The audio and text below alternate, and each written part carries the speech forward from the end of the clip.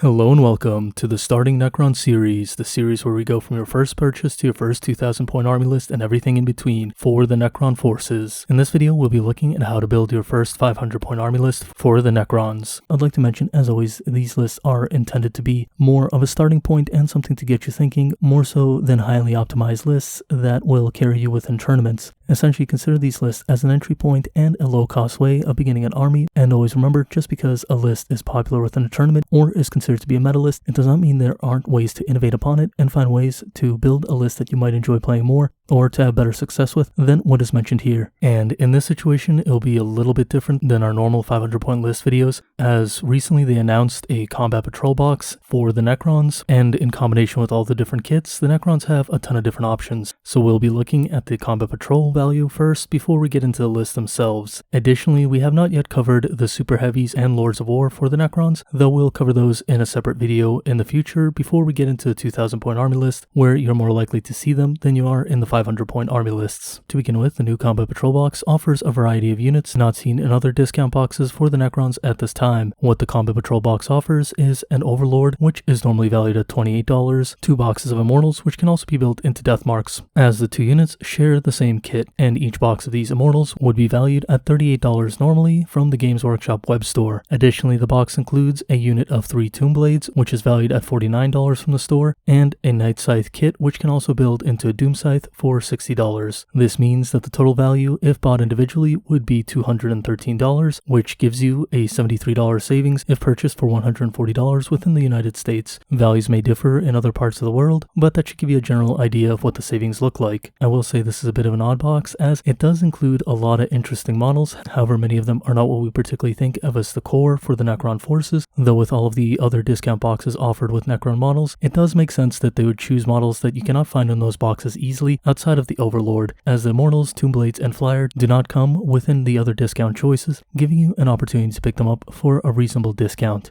That being said though, the Tomb Blades are a little bit more on the fringe side, and the Night Scythe / Doom Scythe is incredibly fringe at this time, but if you are considering to pick up some Tomb Blades or a Doom Scythe and some Immortals, you might as well pick up this box due to the savings, as you either get the Flyers or the Tomb Blades for free and the Overlord at a significant discount. It would have been nice if they included a different HQ choice, but the Overlord is not the worst thing to have even in multiple quantities, as you can always convert them into special characters and the like. All in all, I will say this isn't the most optimal way to start Necrons, but there are a lot of different options you can build into with these units. This is definitely a good way to expand an army, and if you like the models, then why not? I will say make sure to magnetize the Night Scythe, as there will be times where you want to switch from the Night Scythe to the Doom Scythe, and giving yourself that possibility is very beneficial. So let's see what kind of lists we can build using this combat patrol box. And as such, the first list in this video will be built out of the combat patrol box, and for this situation, we'll choose the Mephrek dynasty simply because it's a very shooty build when you go with the combat patrol box. For the HQ choice, we'll take an Overlord, as that's what's included, arm him with a Staff of Light, and upgrade it to a Voltaic Staff using the relic that we gain on our Warlord, as he'll be our Warlord, and then give him the Enduring Will Warlord trait, as it makes him a little more resilient. Inversely, we could also give him the Veil of Darkness instead of the Voltaic Staff in order to teleport some core units around, though considering how small your unit sizes will be in this list, and considering their longer range, it won't be the most optimal thing to give him the Veil of Darkness, so in this case the Voltaic Staff did feel a little better. For the obligatory troop choice, within the patrol detachment, we will take a unit of 5 Immortals, giving them Gauss Blasters, which costs us a total of 85 points, and then we'll take a unit of Death Marks within our elite slot, which will cost 90 points, and they can teleport in, so you can either set them up on the board or have them in Deep Strike until you're ready to deploy them as needed. Now moving along, we'll make use of those Tomb Blades within our fast attack choice by taking a unit of 3 Tomb Blades, arming one of them with a Particle Beamer, 2 with Twin Gauss Blasters, and no other upgrades, as otherwise we would have run out of points for our army list in order to take other options. And this is rather sad, as the Tomb Blades have a lot of different upgrades that you can take advantage of. Unfortunately, due to what you get in this box, it's very hard to take advantage of those different upgrades, such as Shadow Loom and Shield Veins. That's also why we've taken that one Particle Beamer, not because we really want to, but just because we ran out of points.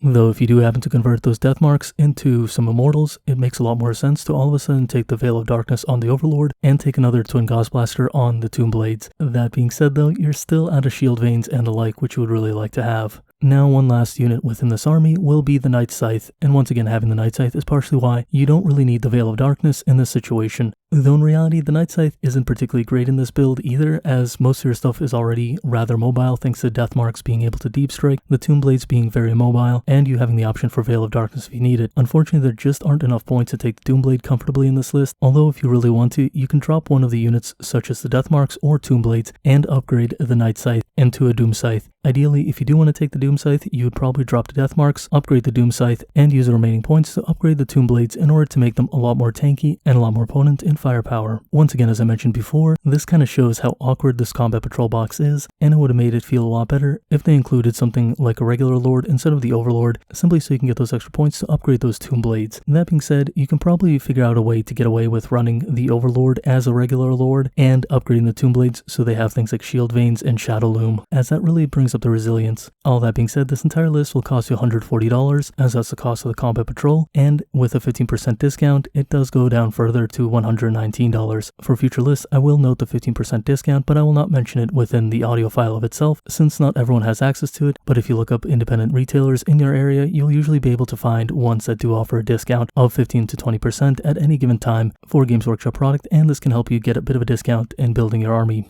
Now let's say on the other hand, you weren't interested in buying the Combat Patrol. You might actually be in luck, as if you think about it this way, if you buy the Elite Edition box and the Recruit Edition box, it'll only cost you $149 from the Games Workshop store, and you get over $300 worth of value in that box, making it a much better deal in terms of cost when compared to the Combat Patrol box. In addition to that, you get a lot more core choices, as you get those 20 Necron Warriors, which are fantastic units, and 6 Scarabs, which makes it a lot easier to build into other lists. That being said, Immortals are definitely not a bad choice either, but they're less prevalent than Necron Warriors at this time. In addition to those Necron Warriors and Scarabs, you get 3 Scorpic Destroyers, 1 Overlord, 1 Royal Warden, and all those different Marine models you can trade, sell, or keep to build a future army. So as a whole, I'll say that buying the Elite Edition and the Recruit Edition together, while it will cost you $9 additional, you'll get a much better deal than the Combat Patrol. With that being said, let's look at our second list, which will be built out of an Elite Edition and a Recruit Edition box. To begin with, this will be a patrol detachment as the previous detachment was, and in this case we'll select the Nephrekh dynasty for the large squad of Necron Warriors that we'll see contained within this army list. However, I should mention that in 500 point games, the dynasty choices aren't quite as important, and you can use this opportunity to try different dynasties with pretty much all of these lists and still do pretty well. With that being said, the HQ choice of this army list will be a Royal Warden coming in at 75 points, and the Royal Warden will be armed with a Veil of Darkness and Enduring Will as normal. However, you can also swap out the Royal Warden for an Overlord and drop one of the Necron Warriors. In order to compensate for the difference in points, you can also take a different relic and trait if you so desire. For the troop choice, we'll take a rather beefy block of Necron Warriors, being 17 Necron Warriors in the event of a Royal Warden, or 16 Necron Warriors in the event of an Overlord. And we'll arm these Necron Warriors with Ghost Reapers, and the reason for this being is in either case, our HQ choice will be armed with a Veil of Darkness and will be able to deep strike these Necron Warriors right into range of an enemy and potentially destroy them, considering how much firepower the unit will have with a decent armor penetration rating. For the Elite choice, we'll make use of those 3 Scorpic Destroyers, and as Scorpic Destroyers have to be armed in a specific manner, we don't have to worry about the arming choices, we just take them as they are and move on with our life. For the final units of this list, we'll take 2 fast attack choices, and each of those fast attack choices will be composed of 3 Scarabs each. You can additionally merge these Scarab units and combine them into one unit, or potentially even drop some to take some more Necron Warriors, as you have access to a total of 20 of them.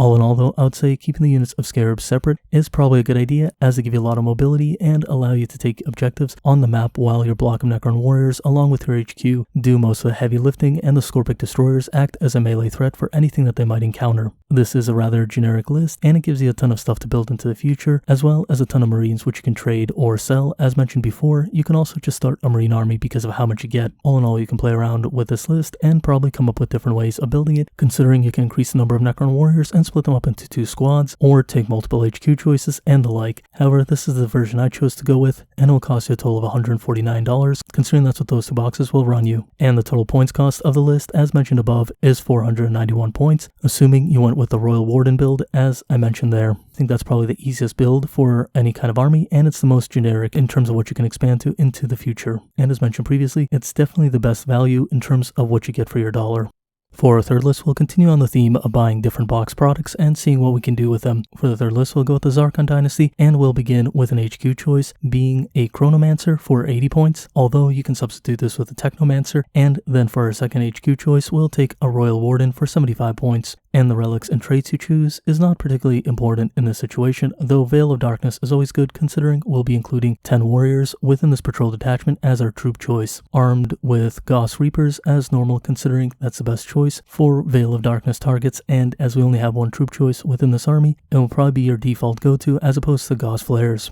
For the fast attack choice, we'll take a unit of 3 Scarabs at 45 points, a rather simple one and all we really need. For the heavy support choice, we'll actually take a unit of 3 Destroyers because I personally like Destroyers, and although they're not the most efficient unit in the game right now, I do think they're a lot of fun to play with and can be an option if you enjoy playing Destroyers, though do keep in mind you don't have to go with the Destroyers, you can go with other options as well. This is just something I wanted to build in order to show people how they can run a unit such as this, and the reason with these different choices is rather simple, as it's the most price efficient way to get up to a 500 point army list. This list will come in at 495 points with the units mentioned above, although you are picking up a rather niche unit within those Destroyers. And what this list build out of? Well, that's pretty simple. It'll build out of a single recruit edition at $50, a squad of 3 Destroyers for another $50, as you can buy them as a bundle of 3 for $50 as opposed to buying each individual one for $20, and then you can pick up a Cryptek for $18 to $35. The reason there's that much of a range for the Cryptek is because the Chronomancer model, which is very nice, costs a total of $35. However, there is a generic Cryptek model available that costs $18. Although the generic model does look more like a Technomancer than a Chronomancer, it could be a decent enough stand-in. All in all, depending on which Cryptek model you choose, this brings the list total up to $118 to $135, meaning it's not that massive of a savings compared to something like buying a Recruit and Elite Edition, although if you go with the cheaper model, it does give you just enough if you're really strapped on cash. Though if you do have a bit of extra cash available, definitely buy the Elite Edition instead of the additional models in this kit, as it'll go a lot further than this option will.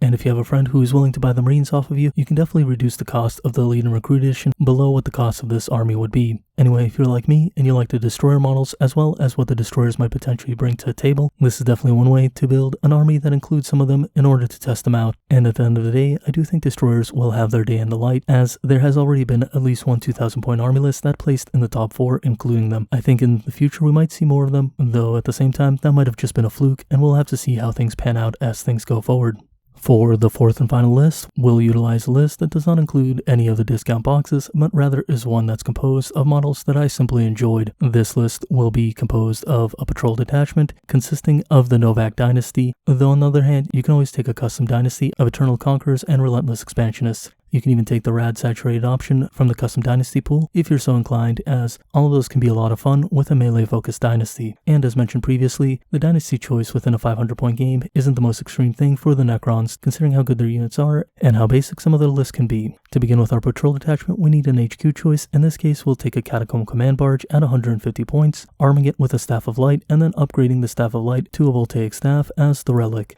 In addition to that, we'll give the Warlord trait of Honorable Combatant or Enduring Will, depending if you want something that's more survivable or if you want something that can take out characters very easily. I think Honorable Combatant is pretty good within a 500 point game, as you can take out characters which can be very important to your opponent's army by getting the Catacomb Command Barge into combat with their character. For the ranged weapon, we'll give the Catacomb Command Barge a Gauss Cannon, and one other thing I should mention is that if you've gone with the Novokh Dynasty choice, you can also give the Catacomb Command Barge a War Scythe and then upgrade it to a Blood Scythe, which can make the Catacomb Command Barge all the more scary when you do take Honorable Combatant in order to fight enemy characters with that Blood Scythe, although it's not necessary and it can be a little bit niche in that sense. One other thing to say about the Catacomb Command Barge is don't forget to magnetize it, as you can always run it as an Annihilation Barge and an Overlord model in itself by doing so. Moving on to our troop choice, we'll take a unit of 5 Immortals with Gauss Blasters, simply because it's the cheapest troop choice available to us. Then, when we look at the elite choice, we'll take a single elite choice being a Canoptic Spider, arming it with a Gloom Prison and Particle Beamers, bringing its points value up to 75 points, as this gives us some interaction with Psyker units that the enemy might have, and gives us a very powerful unit that interacts very well with our first fast attack choice, being a unit of 5 Canoptic Scarabs, which will come in at 75 points. For our second fast attack choice, we'll take a unit of 3 Canoptic Wraiths, keeping them with their basic claws and not upgrading them in any other way. This wraps up the entire list at 490 points, meaning you might have some room for taking upgrades on some of your units just to eat up those last 10 points.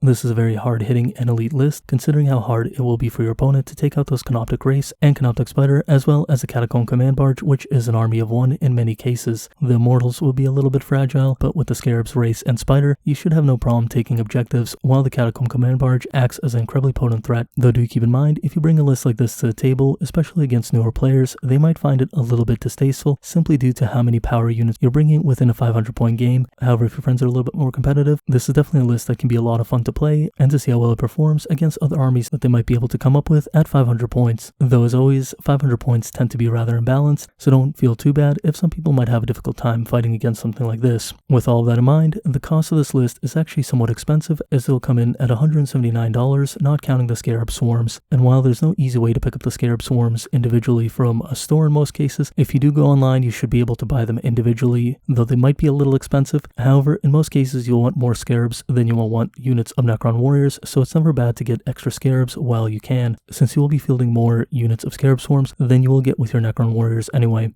All in all, when I look at these 4 different lists, I do recognize one thing about the Necrons is that their troops and their HQs are so expensive that it becomes kind of hard to build very creative lists within a 500-point game. However, there are plenty of customization options. It's just more of a fact that once you build your core base, you pretty much have 1 to 2 slots that you can fill with different units that can make the list perform very differently, but it's not as easy with some other armies that can take very low cost HQs and troops and then fill up the rest of their army with very creative things. However, that's not necessarily a bad thing, because it does mean that the Necrons will always have a very solid core that transitions very well into future lists as you build out your army and expand into other forces. Additionally, as things change throughout the meta and the game itself, you'll have a much easier time adapting to it than other armies that are reliant on specific niche units in order to carry their forces, which might suffer when such changes occur. Anyway, as always, if you've enjoyed the content, please remember to like and subscribe, as it really does help the channel out. And if you know anyone who can benefit from this video or any of the other videos on my channel, please do share the content, as it can help other players out in terms of buying and building an army. And as always, I'd like to give a shout out to my patrons for supporting the channel. Thank you very much, you guys are awesome people. And regardless if you're a patron or not, thank you for watching and have a great day. See you next time. Bye.